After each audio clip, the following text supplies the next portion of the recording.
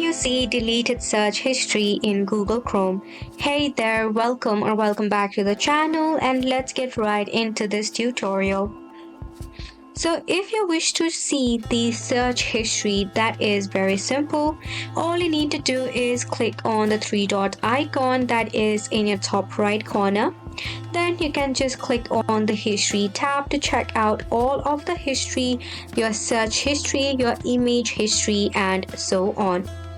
However, if you have deleted your search history on Google Chrome, unfortunately you will not be able to check your search history anymore in your Google Chrome.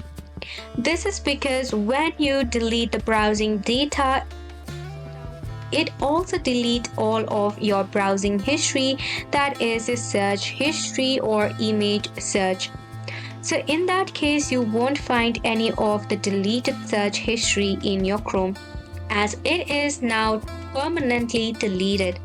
Hopefully this video was informative to you. Thank you so much for tuning in.